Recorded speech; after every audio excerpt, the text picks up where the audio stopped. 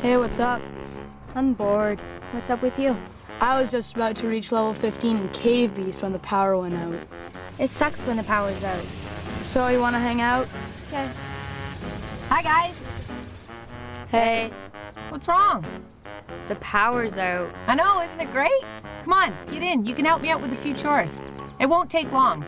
And I promise I'll return you to your virtual world when the power comes back on.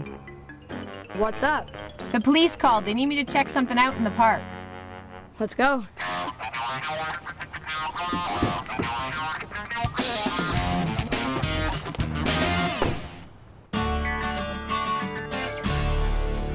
Whoa! Snapping turtles bite, don't they? Yep. It's probably why we got a call on this one. So they're not called snapping turtles because they've got rhythm? No. The snapping turtle is Canada's largest freshwater turtle. Their long and powerful necks help them strike out and bite with their massive jaws. When it comes to eating, snappers are not picky. In fact, they're omnivores, which means they can eat just about anything: vegetation, fish, frogs, birds, and small mammals. They're also effective scavengers and will eat dead fish and drowned animals. Snappers can live more than 50 years. They inhabit ponds, lakes, rivers, and streams from Nova Scotia to Saskatchewan. Female snappers lay their eggs in the summer. They choose soft earth or sand on beaches or roadsides. Unfortunately, many females are killed each year as they attempt to cross highways and reach laying sites. So what are you gonna do? I'm gonna take them back to the water. You're going to pick him up? Yep, you have to do it properly and safely. You have to approach snapping turtles from behind and get a firm hold of their tail. Then this hand is free to go right between their back legs. Then you can support their weight. Why not just grab the side of its shell? They've got very fast reflexes. The only place that a snapping turtle can't reach is their tail and their belly. Is it heavy? This one's not too bad, about 5 kilograms, but they can be as much as 20 kilograms. It's important when you're carrying them to keep them low to the ground because they're not used to heights, and this way you can set them down easily if you need to.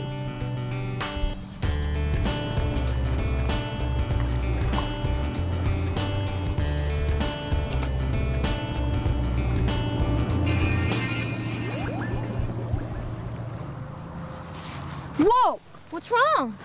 I think it's a lizard. Let me see. It's a spotted salamander. You just disturbed them when you sat down. Do they suck blood or something? No. One of the most feared woodland creatures, the northern vampire salamander, is a savage nighttime hunter. I'm just trying to lighten things up a little bit. There's no such thing as a northern vampire salamander. The spotted salamander is a secretive creature, sometimes mistaken for a reptile. It's actually an amphibian, a class of vertebrates between fish and reptiles.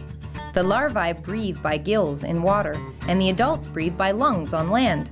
The spotted salamander feeds on spiders, insects, and worms, lives in deciduous forests with ponds, and spends most of its time under logs or stones, or burrowing underground.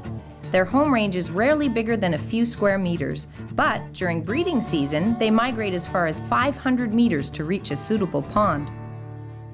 Well, we took care of that. Yep. We'll be right over. What now? Mrs. Smith called again. Oh, she lives down my street. That's her. She thinks she has a bear in her backyard. A bear? A small bear. Let's go check it out.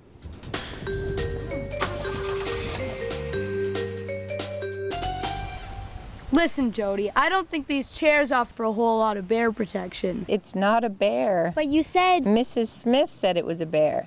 Look, at the edge of the property. I see it. What is it? Hey, that's not a bear. Let me see. I know what it is. It's a groundhog.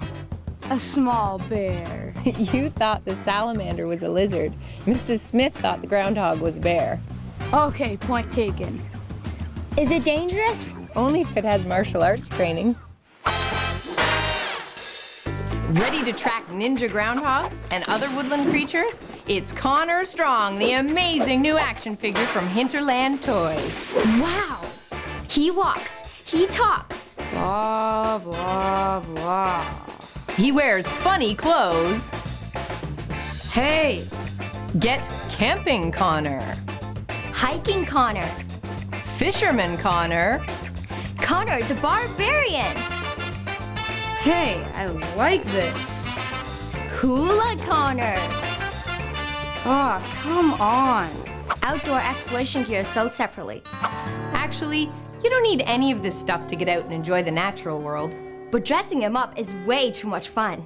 I just want to learn a little more about groundhogs. We can do that.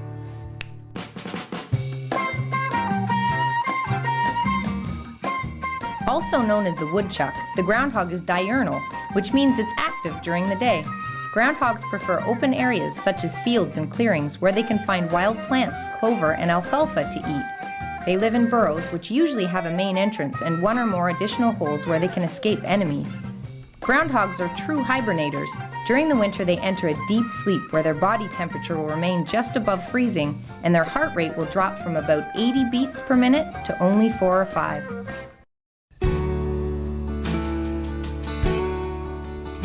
You know, now I'm glad the power went out. Yeah, you won't see this on TV. Not right now, anyway. I don't even miss my computer right now. We need to get out. Hang with other animals, do things like this. What about you, Jenny? Still bored? No, I'm really tired. But the funny thing is, I've never felt so awake.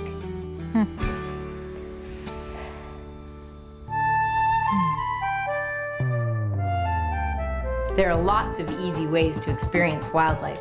Visit Hinterland Who's Who online and tell us about your ideas. You'll find tons more on the website about how to live with the wildlife that surrounds us. And remember, no matter where you live in Canada, wildlife is close by, so get out and see it.